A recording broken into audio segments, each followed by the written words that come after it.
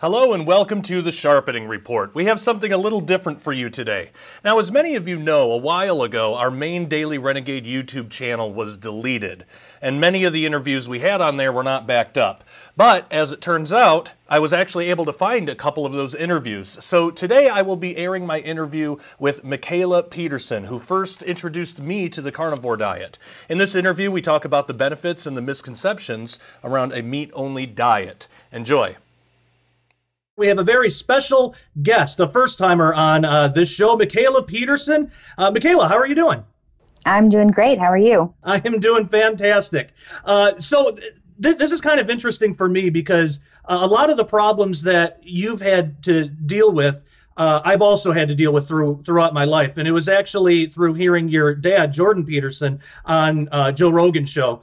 He talked about this thing called the carnivore diet. And the more he talked about it, the more that really sounded appealing to me because I've always had every morning I crave protein. I don't really crave carbs or anything. It's mostly protein. So I wanted to try it out after hearing him talk about it. And I started it July 4th and I've lost 20 pounds, which is great. Wow. I started thinking I really need to get healthy. What's the best way to do this that I will actually do because I'm also kind of a simple person, and the keto stuff is great, but you got to learn so much about it, and I just know me, I won't do it. Yeah. So, for those who might not be familiar with you or what you've been doing, for one thing, shame on them because they've been living under a rock. But could you give us an introduction to this is before we get to the carnivore diet stuff, but just your background, how all this started for you, because you had a bunch of medical issues too that I think a lot of my audience can relate to. Yeah, so I was diagnosed with rheumatoid arthritis when I was 7. I started showing symptoms when I was 2. I was diagnosed with severe familial depression, summer of grade 5, so I would have been, I think that makes me 10. And then I started getting other symptoms like extreme fatigue. Eventually I was diagnosed with idiopathic hypersomnia. Around 14, I got super tired, and then I got this entire body itch that didn't go away it just didn't go away. And then at 17, my arthritis took a turn for the worse, even though I was on immune suppressants, and I ended up needing a hip and an ankle replacement. When I went away to university when I was 19, the depression got significantly worse. My fatigue got worse. I gained 30 pounds in the first year. And I ended up dropping out I was at Concordia in Montreal in Canada, and I ended up dropping out and going home, and I ended up losing a bit of the weight because I stopped surviving off of Mr. Noodles and beer.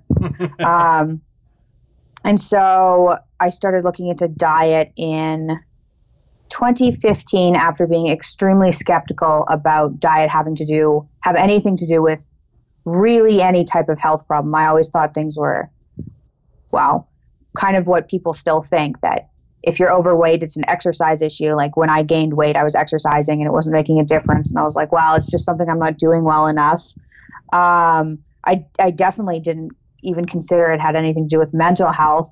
And then I came across after a whole bunch of research, I came across some evidence that gluten might be causing some skin issues that had also arose. And I cut out gluten. And then, over the next 3 years, I slowly transitioned into what I'm doing now, which is literally beef, salt, and water. What was the depression like starting off? Because I think there's a lot of people. I also was diagnosed with depression when I was younger. I don't have it anymore, but I did then. That plus, what did they call it? Borderline bipolar disorder, and a slew of other things. But people who aren't familiar with that, it's almost impossible to really describe how bad it is in a way that somebody who's never suffered it can relate to it. But for those who have just no clue, never felt it before, what would be your best your best attempt at trying to describe what that sort of feeling is like? I guess it's kind of a combination of things. It kind of feels like if something really, really terrible happens to you, like say somebody close to you dies and you mourn, So it kind of felt like that for me. So it kind of felt like mourning. It also, like, if you're ever in a situation where, this is specific, but you think you're in a lot of trouble, Yeah. and you get really stressed out about the trouble. So it's kind of that is included in it. And then what else? Mourning, trouble. It's worse than that. Like, it's worse. There isn't anything. Oh, and I guess I would liken it to pain.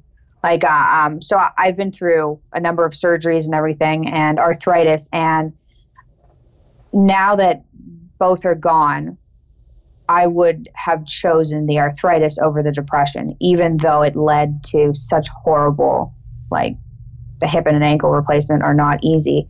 I still would have chosen that, because being depressed is like pain in your soul. It's so awful. I can definitely relate to that. I have a rare bone disease called Trevor's disease. It causes degeneration and abnormal bone growths on my right hip, knee, and ankle. I actually just got out of a knee surgery for that. I've had my right hip replaced. I'm going to have my ankle replaced at some point. Are you serious? Yeah. So similar to you, not the exact same thing, but really similar to what you've had to deal with. But oh man, I am right with you. I would much rather take the physical pain than the depression. And I think most people would be surprised to hear that unless they went through it. But it's because physical pain, it's almost just like surface level. You know what you're getting into, you know what it is. But for me, it was emotional pain or the depression. There was always this despair about it because I didn't know what was causing it, how to fix it, what exactly it was. When I'm in pain, it's because of my nerves, and we get all that. Depression, who knows what's causing that? And you blame things, right? So you end up blaming people closest to you. So you're like, well, why do I feel like this? Something must be wrong. What could possibly be wrong? And then you identify a whole bunch of things that, and a lot of the time, at least for me, those weren't real. Mm-hmm. Those weren't actual problems. Was it always external stuff? Yeah, I mean, I knew I was depressed, so that helped. Yeah. But it's still hard to be so aware that you don't look for external factors. That's right. So yeah, it was always like relationships were hard because I'd take it out on whoever I was with at the time, be like, well, it must be something you're doing. Yeah, not same good. Here. Yeah, same here. And there came a time in my life where I still don't know, and but by now I'm just a total believer that diet plays a large role in this, because at the time I was working at McDonald's, so I was also extremely poor because I was working at McDonald's, but McDonald's would give me free food. So that's what started just this horrible cycle, and it got worse and worse. But eventually, after the bone disease, strangely enough, the bone disease getting so bad where I had to quit my job and get on disability actually saved me, because it got me off of that terrible diet. I wasn't on a great diet after that. I mean, it was, well, like you said, pretty much ramen noodles and beer, but there is something in that. I think that getting off of that McDonald's diet every day helped my depression enough where I was able to get off medication. And just for the audience, I'm not recommending that people do that. That was just the case for me. But, well, I mean, if you're eating McDonald's, stop eating McDonald's, but I wouldn't recommend people just stop taking their pills. But I still had a lot of problems. What really did it for me was when I realized I had to stop blaming external things, like people in my life or my family or, just whatever was going on. And I had to start, looking inwardly. So that helped a lot. Recently, what got the last bit of it away was this carnivore thing, because my life, was going great and everything, but the past 3 or 4 months, I would go to sleep every night. I would fall into a deep sleep for about 5 or 10 minutes, then wake right up and just feel like anxiety, like doom, like I was gonna die. Doom. Like, yeah. Oh man. And it wasn't like I had a physical reaction to it, but it wasn't physically like I thought. It was like a mental thing. Like I just thought I was gonna die, and then it was scaring me. I would like think people were gonna break into the house and like murder us in our sleep, just all these illogical things. Since starting doing this carnivore diet, after about 4 days, that stopped, and I've been having the best sleep in my life. So I absolutely believe that mental, at least some of them, are connected to diet. So you switched your whole diet around. Now you're only doing beef, salt, and water. Yeah. What are the benefits that you're seeing from that? How long did it take to see a change? And is this something that you would recommend for other people? So for people suffering from, especially like mental health problems, and they're suffering, there isn't anything. I haven't experienced it. I've experienced enough pain that's comparable, but other than pain, I haven't experienced anything that awful. And yes, I would suggest do something drastic. At least try this out. Yeah. The transition. So people get scared because they go onto it and then they try it for about 2 weeks and stop. And it takes longer than 2 weeks. So sometimes, especially people suffering from mental health problems, 2 weeks is when things start to get weird. Like the carb cravings are really bad. Your digestion can get messed up. Your anxiety can worsen. So you have to give it a solid shot for a month. And I would suggest going down to beef, salt, and water. Like some of the foods people include when they don't know as much about diet, are like people stick with bacon, and bacon a lot of the time has added ingredients, and I know those affect me. So it's sugar, nitrates, whatever else you can add to bacon. So cured meats, I wouldn't recommend. I just recommend going down to that. And then you can always see how you feel in like 4 to 6 weeks, and then add one food back in at a time, or do whatever you want, but try and get rid of the problem first, and then make your decisions. But some people are like, oh, well, just try and cut out one thing at a time. And it seems like that would take a long time. It did. I mean, I did it. I went down, I cut out gluten first, and that helped a little bit. And then I cut out quite a few foods. I went down to about 25 foods, which seem like a lot now that there's 2 if you include salt. And yeah, it was painful, and trying to reintroduce foods and having these horrible like mental health and arthritic reactions. If I had known that going just to beef wouldn't kill me, I would have just done that first. I just didn't know that was an option. Yeah, that's why I tried keto, and I've got plenty of friends that have had nothing but, benefits and wonderful things to say about keto. For me, I tried it. I gave it an honest shot, but I'm so busy. It's too complicated. I can't count carbs, and I won't.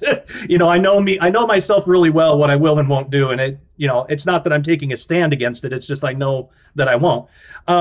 That's what I like about this, because it's really easy. You fry up a ribeye and you're good. Do you think, because I've had in my audience, there's a lot of people in it who have gravitated to this channel because I suffer from chronic pain, and a lot of them do too. So because of that, every once in a while I'll get, people who recommend different things. And there have been some people who have said that they've tried like an all vegan diet or something that's like drastically different, like all vegan. And then they've said that that's helped with their chronic pain. Do you think that this carnivore diet has been successful because it eliminates harmful foods, or is there something about the meat itself that is beneficial?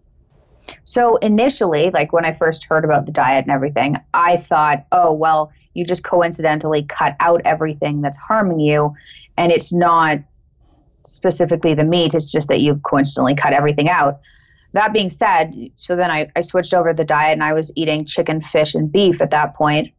And I tried to reintroduce like something simple, like olives. It was organic olives with nothing else in them, which I would assume is something people could eat. And I had the same immune response to just olives. So now, no, I don't think it's a coincidence that you just cut out, grains, processed food, sugar, soy, dairy.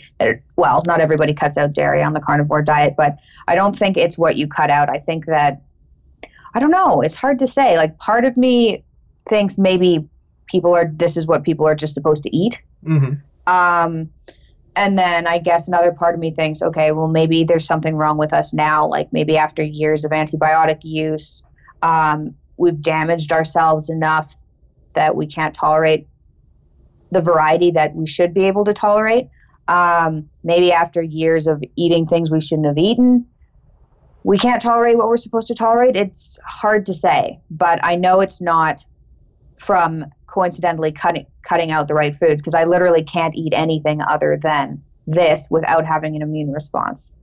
Yeah, that's really interesting. I know recently I tried, because I've basically, I'm probably just going to go all beef for a while, because I've been doing chicken and fish and beef primarily. That's mostly what it seems like my body craves. But so the other day, I think it was like sometime last week, my wife, Christina, she brought home what was supposed to be organic beef sausage. And I was like, oh, cool, I can have this. And I had a couple pieces of that, and nope. Yeah. I think well, I found out it wasn't organic, so it had the nitrates and nitrites in it, but also it had a bunch of different seasonings and stuff that I don't think I can tolerate anymore. Is there a reason that is that why you don't do any other seasoning except salt? Yeah. I can't tolerate any of the seasonings. So you have to be careful with, well, if you're eating all different types of meat, cured meats are always going to have added ingredients. So that includes bacon. And yeah, sausages, unless you go to a butcher and they tell you all we've added is meat and salt, it's impossible to find them without nitrates and like sometimes sugar, but at least, garlic or other ingredients like that. Yeah, no seasonings for me, though. I can't even do pepper. Yeah, I was just going to say, I've noticed since doing this, starting about a week or two ago, because I cut out pepper for a week, and then I just decided to try it, and I got really bad heartburn from that. It was the same kind of heartburn I used to get when I was a heavy drinker, and I drank all the time, and it was that same kind of heartburn. It was weird. You wouldn't think you'd get that from pepper, but I did. Now, are there there's I'm sure for people where this is brand new, there's a lot of questions, and there's some controversy online due to some of this. Some common questions that usually come up are how are you getting all like your vitamins, like vitamin C, that you need to avoid things like scurvy or other things. How are you getting? How is somebody on this diet able to get all the vitamins they need? Do they take supplements, or is the meat just enough? So I don't take any supplements. I haven't taken any supplements since December, and I don't have scurvy. That was actually something I was worried about initially, specifically scurvy, because of where do you get the vitamin C? But it turns out that if you don't eat carbs, your body doesn't use as much vitamin C. That's basically it. I don't have any idea how this is possible vitamin-wise, but it seems to be possible. I had my blood work done. And the general blood work, cholesterol, iron, inflammatory markers, things like that, all that was normal. I have to still pick up the test to look at exactly the right values, but I just got a call from my doctor and he said, that's all normal. I'm getting my micronutrients tested through naturopath this week, but I won't have the results for a couple of weeks, 2 weeks, I guess, from now. So I'll update my blog on that, but I figure people are really worried about vitamins. If you actually have a vitamin deficiency, you're going to have some sort of symptom. You're not just going to have a vitamin deficiency and suddenly die. Like, you're going to get really sick first. So I wouldn't particularly worry about that until you have some sort of symptom. Like, people get really sick before they're deficient and ill. It's not something that'd be asymptomatic. But I don't know how, like, people don't really know. But for some reason, you can thrive just eating meat. Yeah, it's weird, and it's totally different than everything we've been taught since we were kids. Of course, a lot of the health stuff that we were taught a couple of decades ago have proven to be just people don't know. People just don't know. I mean, we've been told since we were kids that red meat is like really bad for you, and but we're supposed to load up on carbs. Like, remember the food pyramid thing that's been long since debunked? and milk. Make sure you drink your milk, or your bones will suffer. Yeah, and when you think about it, even in nature, I can't really think of any animal that drinks milk as an adult. I mean, they need it when they're babies or whatever, but after that, it's if they're carnivorous, it's meat. They don't go back to milk again. Now, because I mean, just the medical science is all over the place, and who knows what's going on. Do you have any worries about like heart disease or certain cancers that people try to attribute to eating like high meat or certain types of meat? No, there's more and more evidence that, okay, well, first of all, I haven't come across a study that was actually properly done, and people are welcome to comment and post any that they're worried about, but I haven't come across a study that was properly done that actually successfully linked red meat and disease. Like a lot of the time, those studies, they don't look at factors properly. So like, for instance, a lot of people who switch over to the vegetarian or vegan diet are already more health conscious than people who eat red meat because we've been told that red meat's bad. So they're already cutting down on processed food and sugar, possibly exercising more, maybe drinking and smoking less. And a lot of those studies linking red meat to health problems haven't looked at those factors. So you can't link something properly until you remove those other factors. So no, I'm not concerned at all. I also believe, from being really sick and knowing what it's like to be sick, I'm not just suddenly going to have heart disease. Like I'm going to have some symptoms first. So until I get a symptom, I'm not going to be concerned. Plus, the alternative is have an autoimmune disorder. And what kind of alternative is that? Right. Yeah, understandable. And a lot of those studies, too, they don't take into account that people who like eat steak every night, they also have like a loaded baked potato or fries or, they don't take any of that into account. They assume it's the steak. Well, maybe it's all the fried food that usually comes with steak. Yeah. Speaking of studies, are there any actual like official studies on the carnivore diet, or are the beneficial claims like primarily anecdotal? Yeah, it's basically anecdotal. There is, let me find it. There's a group in Hungary. Let me find out what they're called. And I'm looking here. Sure.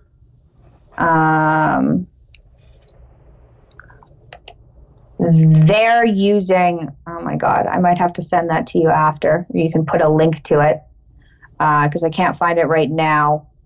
But yeah, no problem. But there is a group in Hungary, and they're doing studies on treating cancer and autoimmune disorders with an all-meat diet. I think they're calling it the Paleolithic ketogenic diet, which is just a sneaky way of saying meat. Yeah. But they have some interesting studies out, but most of that's still case studies. So there isn't really any hard evidence, like hard scientific evidence you can point people to. You can just say, here's what worked for me, and here's what worked for all these people. What do you try it out or don't? But right, and I mean, there are people who have been doing this for 20 years, and only ribeyes and water, for 20 years. And I mean, I've seen the pictures. I'm in that group zeroing in on health. I mean, you look at the pictures, they look fantastic. I mean, it's unbelievable. It's unbelievable. Yeah. I know, like from me switching over and from Dad switching over, we look way better. Yeah. Like it makes people look way better. It's almost makes you look younger, like skin wise and everything. And it doesn't take that long. Like I switched over, well, even like Dad, because I don't see him very often now that he's on tour. I see him about once a month, but every time he comes back, he switched over from meat and greens to just meat in April. And every time, and then he just switched to just beef. It took a while to convince him to keep cutting these things out, but he switched over to beef in, I want to say June. So recently, but he came back recently and he looks even better. His skin looks younger. Yeah, it's very strange. I've noticed that online too because, I basically watch all of his videos. Your dad's like my hero, seriously, which you probably get a lot, but I know he does. But even going back and watching like his old Maps of Meaning lectures, he looks older and more tired. Like he looks older. Now he basically looks like like he's his own son or something now. He looks a lot younger. It's an amazing. 2015, he cut down on carbs at the end of 2015. So if you look at videos from 2015 and before, that was before he changed his diet at all. And then everything after, like everything after April has been just meat. Now, what was your dad going through? Because I know he had some issues too. So did he have similar issues to you, and did he notice the same type of improvements that you have since switching to only meat? What was the catalyst that caused him to want to go this route? Depression, mental health. Okay. That was the main symptom. Now, he had a number of, compared to what I went through, his symptoms were minor, but still aggravating, just like some symptoms are. Like, he was overweight and he had a very difficult time losing the weight. He had gum disease. He suffered from GERD, so it's gastric, that's the reflux disease. He was napping 2.5 hours a day, and he had a very difficult time waking up. He had a patch of psoriasis. So, smaller things compared to needing joints replaced, but still aggravating. And he noticed those symptoms clear up first. Mm. So when he went low carb, his gum disease went away fairly quickly. So he noticed all that first. The mental health part has been much more difficult to get under control. So that's only really gotten under control since he went to all meat. He had less success with meat and greens than even I did. Oh, wow. Yeah. Yeah, and in his interviews, I've heard him talk about how he would wake up in the morning with that doom. And the way that he described it was, I mean, right on a tee with what I was feeling, except for me, it wasn't in the morning, it was at night. Really similar, and it cleared up, it stopped. Amazing stuff. Yeah. One thing that I thought when starting this, I thought, well, this will be really cheap because I'm not getting all these sides. When we go grocery shopping, I'm only getting one thing. It's not cheap. No. So is it, have you found it to be expensive to eat this way? And are there any ways to cut down on the cost for people who might be considering it? So ways to cut down, you can eat ground beef. You don't have to eat ribeye. Mm-hmm. That cuts down a lot because, at least in Canada, a pound of ribeye is especially if it's antibiotic free, that's $20. Yeah. Like 20 to 30 for a pound. That's rough. You can get ground beef for $8 a pound, mm-hmm. and that's antibiotic free. If you're really if you don't have any money and you're sick, I don't think that there's a problem with going with lower quality meat. Mm-hmm. So stuff with antibiotics, sometimes they upset my digestion, but they don't give me any other symptoms other than that. So I know that there are people who are surviving off of Wendy's burgers, because Wendy's are one of the only places that don't add ingredients to their burgers. Mm-hmm. So there are options that you can do. I mean, and that's probably the cheapest option. But ground beef, the only thing I would suggest with that is find a butcher and see if you can find fat trimmings, because mm-hmm. a lot of the time they'll toss that stuff out. So you can get, that's $2 a pound. It's really cheap. And then you can cook that. And even if you use the liquid fat, if you add that to the burgers you're eating, that raises because most burgers are lean and you don't really get enough fat that way. And you'll feel much more satiated if you add, and I know it probably sounds gross to people not used to eating meat, but that's a cheap way to get something that's basically as satisfying as a ribeye. I used to hate eating burgers, but if I add fat to it, it's like eating a ribeye. Mm-hmm. So that's the way to do it. That's cheaper. Ribeye, that's the most expensive way. Yeah. And that brings up a good point about the fat too, because I made this mistake early on because everything I was reading said, high fat. And I didn't give myself enough time to transition. So I thought I caught the flu or something. I got really sick, and I think it was just I was eating too much fat and my body wasn't used to using that as a fuel source yet. Have you noticed that too? Yeah. So even me, so I was already in ketosis when I started the diet. Mm-hmm. So the transition period for me would be a lot less intense than for someone going from the standard American diet mm-hmm. to the carnivore diet, which would be and is extremely intense for some people. Especially I find the sicker you are, the harder it is to transition over. So that's why I say you have to give it 4 to 6 weeks. But I got, even just dropping salad. So I was literally eating meat and salad, and even just dropping salad, I got something that was similar to the flu. Oh, wow. Yeah. And I was basically there. Huh. So I'm not sure what that's about. But the other thing is, if you eat too much fat, especially during the beginning, it's hard to digest. And the longer I've been on this diet, the more fat I can tolerate. But it takes time. So I think that has something to do with, I don't know, producing more bile, stomach acidity. I don't know.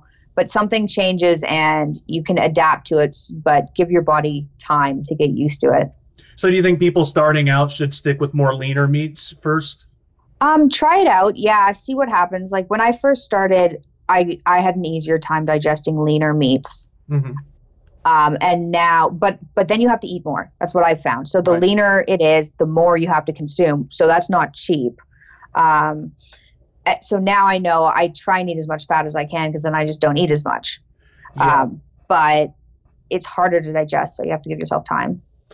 Yeah, I've noticed that with me, if I eat like in the morning, if I eat a ribeye and 2 eggs, that can last me all day, and I won't even need to eat till the next day, you know. But if I do like chicken breasts or fish or something, I really have to eat a lot to feel full. So I've noticed that too. Yeah. We have a lot more to get to, but first I have to tell you about Cornerstone Asset Metals. Concerning the economically unstable times that we live in, it is a great idea to convert some of your savings into real money. There's a big difference between what we call money, which is actually currency. Our dollar is currency, which fluctuates. Real money, like silver, is a store of value over time. The best way to think of it is like this. If you had saved $1,000 in cash back in the late 1960s, that $1,000 would still be $1,000, but it would buy you significantly less today due to inflation. Now, if you saved that same $1,000 in silver back in the 1960s, today it would actually be around $28,000. So one of the best ways to protect your purchasing power is in real money, more specifically, silver. And you can buy and have the metal shipped discreetly to your door. And what most people don't know is that you can actually convert your IRA or even a 401k into physical silver rather than having all your life savings tied up in the paper fiat system, which is subject to hyperinflation. Go to dailyrenegade.com and click on the Cornerstone Asset Metals banner and sign up to get your free silver report. One of the financial experts will speak with you to find the best way to protect your savings going forward in these uncertain times. All right, Mikhaila and I talk about much more, so you don't want to miss the rest of the episode, which you can get right now at dailyrenegade.com. Go ahead and either get a monthly or a yearly membership. I recommend the yearly because you save money in the long run, and you will find the rest of this episode plus so much more members-only content. So, that being said, members, hang on the line. Everyone else viewing for free, thank you so much, and until next time, take care and God bless.